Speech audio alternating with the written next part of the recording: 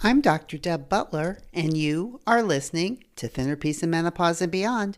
This is episode number 502. Stay tuned.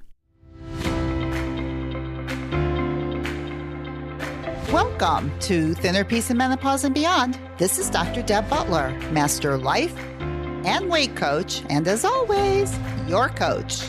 If you're a woman and you're smart and you're successful and you've been struggling with weight your whole life and now menopause is making it harder than ever, and you are ready to make this the last time you ever have to go on a diet again, then this podcast is for you. Stay tuned. Well, hello all my dear friends all over the world, and as usual, you know how much I like saying that. And for those of us who are at least in this country, we are getting ready for Thanksgiving. And we are also getting ready for a plethora of celebrating. And probably no matter where you are, between now and the end of December, you're going to be celebrating something. And so I thought, what a good time to bring out one of my most valued podcasts, which means one of my most downloaded podcasts, especially during the holiday season. So the podcast that I want you to hear today, I did around 4 years ago.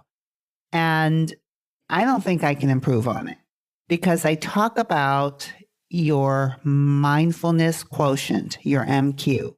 And I did a podcast on this. I did a replay of this a couple weeks ago, the first part. And now I want to play you the second part of one of my most valued podcasts, part 2 of your mindfulness quotient, your MQ, which is something that I created off of the idea that we have an EQ, which is your emotional quotient, and we have an IQ, which is your intelligence quotient. Both of those are important in different ways. But what I concentrate most in the process, in my Thinner Peace process, is your MQ, which is your mindfulness quotient, how mindful you are.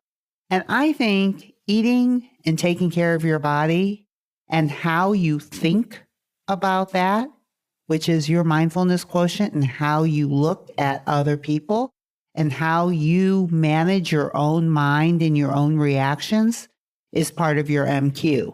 So what better time, I thought, to play this again for you than getting ready for Thanksgiving, the beginning of the holiday seasons. So sit back, relax, whatever it is you like to do, and enjoy the part 2 of your mindfulness quotient and see if it doesn't help you be more present and enjoy yourself more as Thanksgiving approaches. Enjoy.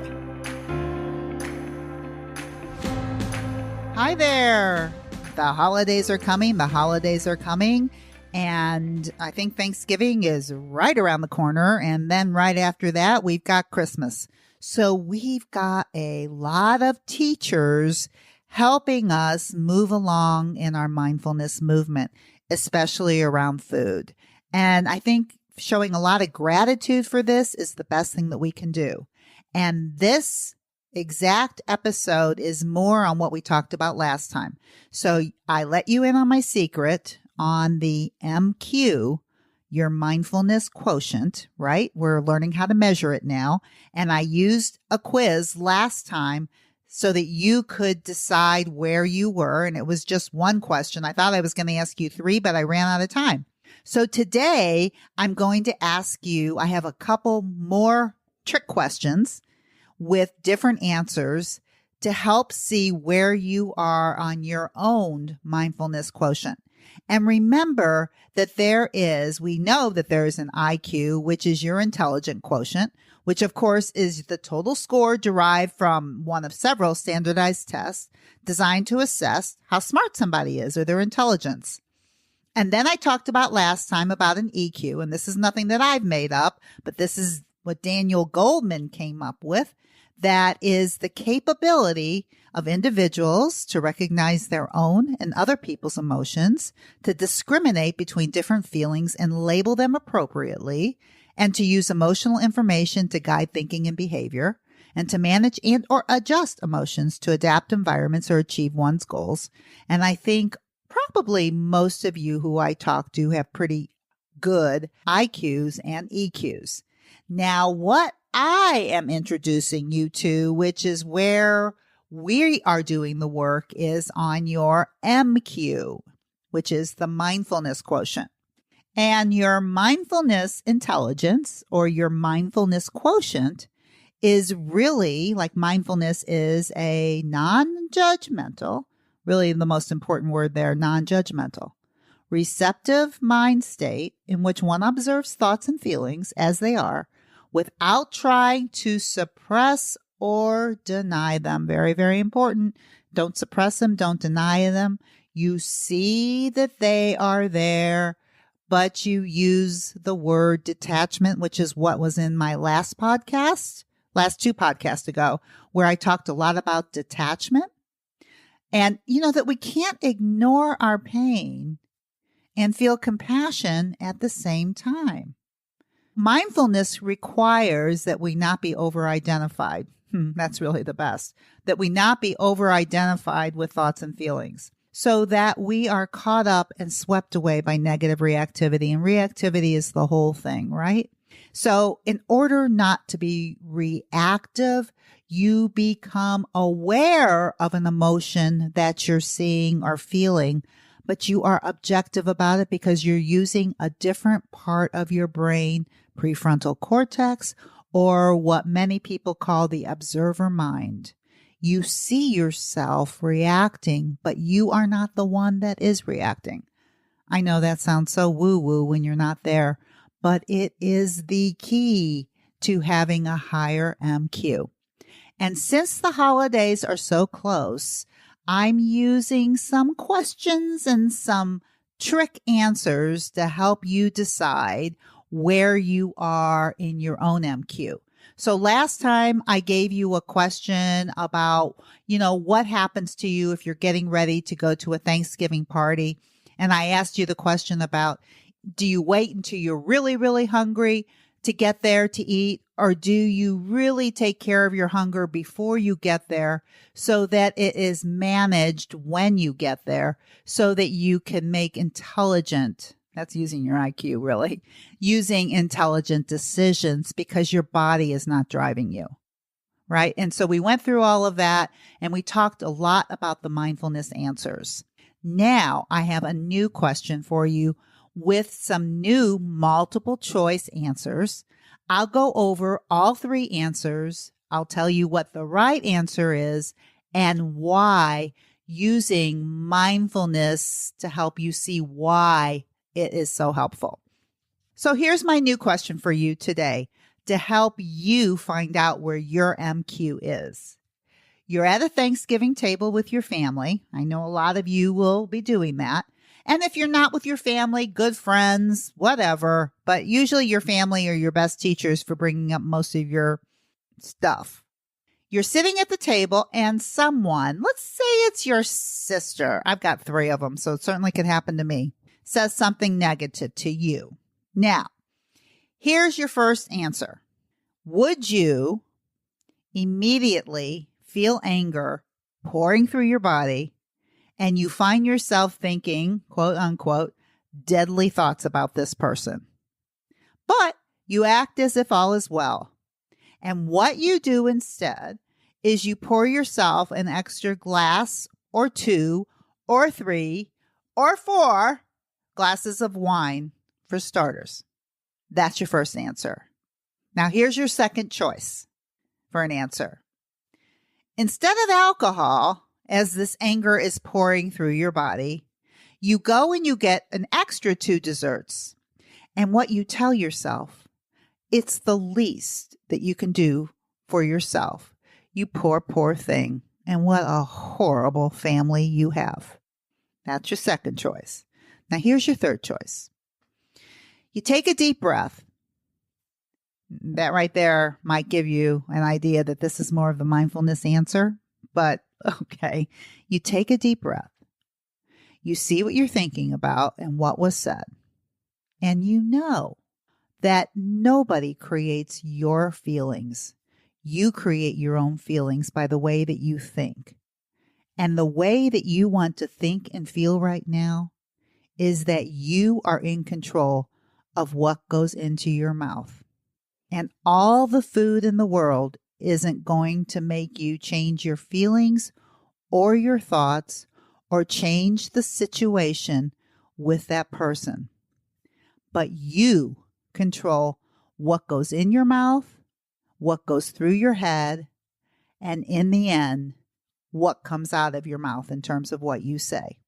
If you chose the first answer, that you decide that you're so pissed off you can barely stand it, and so wine seems to be the answer. How many times do we think that it's a party, what the heck? And so wine becomes like part of the party. But in reality, many times we're drinking for other reasons than joy. So you remember I've told you many, many times before, wine is a joy food. You can enjoy it sip by sip by sip and stop the minute you're through enjoying it.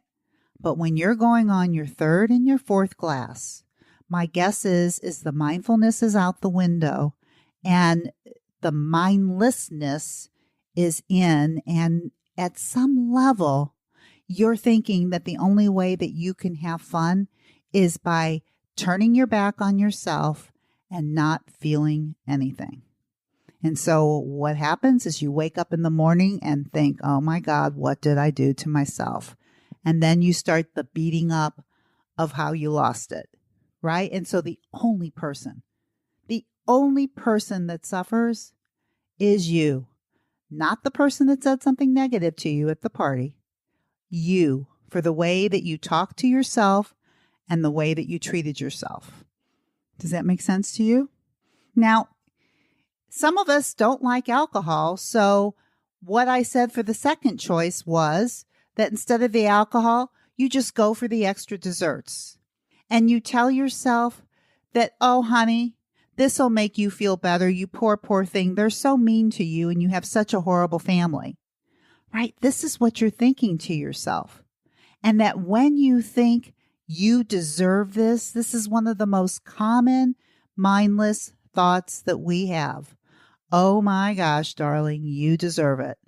And what you do is you go and you eat one dessert after another, or you just keep eating way beyond your +2 in the hopes that somehow this person that said this negative comment to you is going to suffer. Now, you can't have an high MQ and think this way and do this to yourself, right? It's impossible. This answer is not the answer that's going to increase your MQ if you didn't realize that by now. Eating too much and drinking too much because of your own negative emotion based on you thinking somebody else caused it, blaming it on somebody else, is never the answer to your self-control. Your self-control lies within your own mind and what you say. And so, of course, the right answer is that when you become mindful of the negative emotion, even if you don't know what you're thinking, but you're very, very aware that you're feeling very strongly in anger. And if you've been doing these podcasts for a while, you might be able to rate how strong it feels in your body. Maybe it's as strong as a -8, right? So you can have a -8 in your emotional hunger. And it is so easy for your body and mind to confuse that with a strong desire to eat. But because you took a deep breath and because you've been learning so much, you become mindful and non-judgmental about what you're actually seeing. And you realize that no matter how negative this felt to you, all the food in the world isn't going to change that. It's only going to make you feel worse. And that there are many other things that you can do or think that will actually help the situation. That's a high MQ because you see what's going on and you objectively see what you're feeling. You can see that that feeling is really strong. You also can mindfully see that your physical hunger is you're not even physically hungry. You can see all this, right? Because you're looking. You're mindfully looking without reactivity. And it is when you're in this place that you can make decisions that will be based on your own kindness to yourself, which is eating when you're hungry, stopping when you're full, deciding to enjoy a joy food or not, sip by sip or bite by bite. Okay, so that's one question and one scenario around a Thanksgiving dinner. Let me give you another one with some other possible answers. And once again, they will be multiple choice. And we'll go through them. I'll tell you what the correct MQ answer is and why, and see if that will give you more ideas on how you can become more mindful on your own Thanksgiving. All right, so here's my question. You have contributed some wonderful dishes for your Thanksgiving dinner. You've been cooking all day. You've been eating. You've been tasting your food with mindfulness going between the twos. Okay? You're just making sure that you're not hungry and you're very aware of your eating so you're not fogging.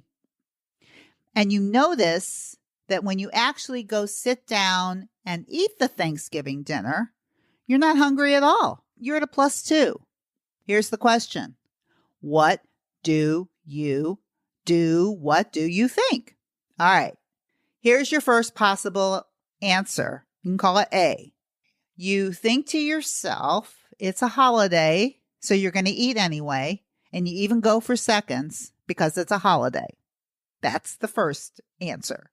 Second answer, you don't eat because you're not hungry, but you enjoy yourself with your family without eating, and you have a couple bites of this or that and keep yourself at a 2. So you try a couple different things, a bite here, a bite there, but you really don't eat very much of anything because you were never very hungry. And you choose one joy food that looks absolutely delicious at the end of the meal, and you enjoy it bite by bite, and you stop the minute you're done, which is maybe a quarter piece of pumpkin pie is what it ends up to be. That's another possible answer. And here is the last possible answer. You drink 3 glasses of wine or more than you usually do. All right. So this is your answer to you sit down to Thanksgiving and you're not hungry. So what do you do? What do you think? Oh, I think I'll have a few glasses of wine and I'll try to work up an appetite. And then what you do after you've had your 3 glasses of wine to work up your appetite is you go and you eat mindlessly and you're not even knowing if you're hungry or not. And you eat a lot of food and you really notice that by the time you're done, you're at a very high number in physical hunger. That's your third possible answer. So let me tell you right now that the first answer, that you tell yourself it's a holiday and you eat anyway, even though you're not hungry, is not the correct MQ answer. Why? Because you're thinking things that are creating an action that you don't want to do. Because you don't want to eat when you're not hungry, right? But you create a feeling or an urge that somehow you deserve this because it's a holiday. And so it becomes a mindless way of eating. Now, the third answer, where you decide to drink wine instead, and you drink a lot more than usual, like 3 glasses to work up an appetite. Have you ever done that? I have. And I have eaten mindlessly, amazingly so.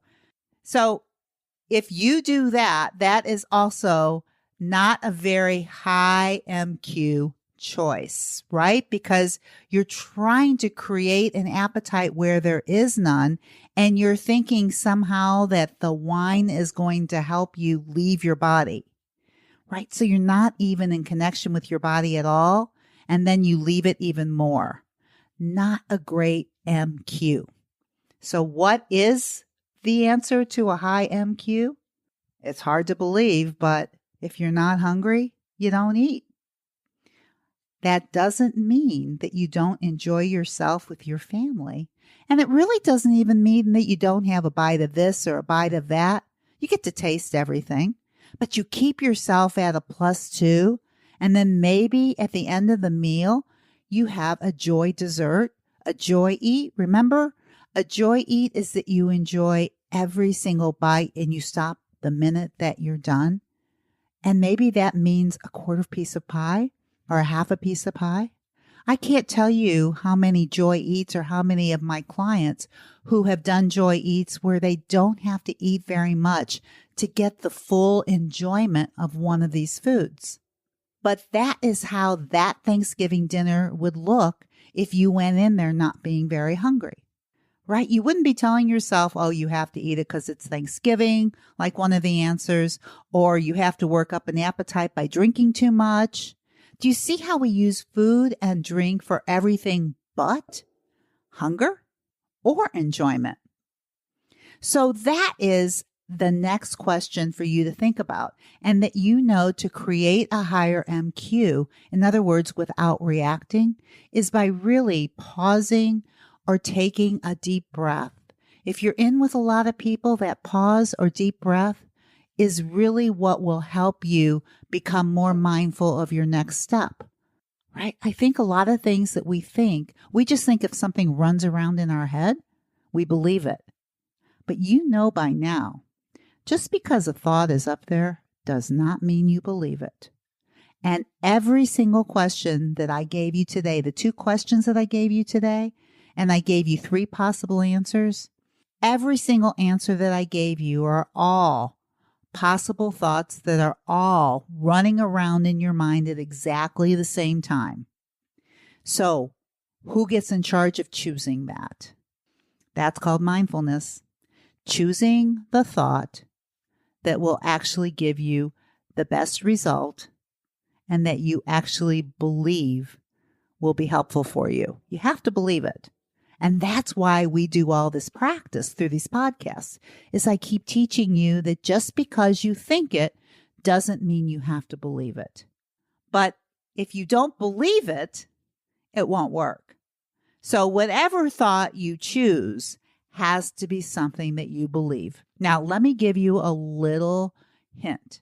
When you're in the beginning of becoming more mindful, sometimes you can't go to a thought that sounds beautiful, like, I will never eat a joy food again that I don't enjoy. Like, that may not be possible for you. But what you could say is, I'm in the process of learning that, right? So, because if you can't do it all the time, you are in the process of learning how to do it. And when you think that, it empowers you to believe it. And that's where you have to start. And this is called baby steps or turtle steps. You don't always go to the big step first. You do the little one. You do a thought that is not the best thought, but it's also a better thought than you had. I'm in the process. Or even sometimes if you say, maybe I can do that, because maybe you can, as opposed to I cannot do that. Maybe you can. If you've been working with me and we've been talking for a while, there's a good chance that maybe you can. So think about using maybe or using I'm in the process as you're using the holidays to become more mindful. Remember, it's all about raising your MQ, your mindfulness quotient. And you want it to be as high or higher than your IQ and your EQ. And, before I end, I really want to make sure that if you're loving my podcast, and I know there's a lot of you out there who are, because these podcasts are being downloaded a lot. Thank you very much. I want you to go to drdebbutler.com/iTunes, and I want you to review this with 5 stars. If you love it, 5 stars, because it's what helps other people like you being able to hear this. And listen, I like doing this, but I like it because I can help people. And I can only help as many people as they can hear this. And the way that they hear this is by people like you reviewing it and spreading the good word. So please go to drdebbutler.com/iTunes. Review this. Thank you very much. And until next week, I want you to be very, very kind to yourself. Bye-bye. If you're loving my podcast and you would like some more information to be able to follow along with, then please go to drdebbutler.com/change and you can get a free copy of my companion book that goes with this podcast that I refer to in many different episodes. That is drdebbutler.com/change. CHANGE.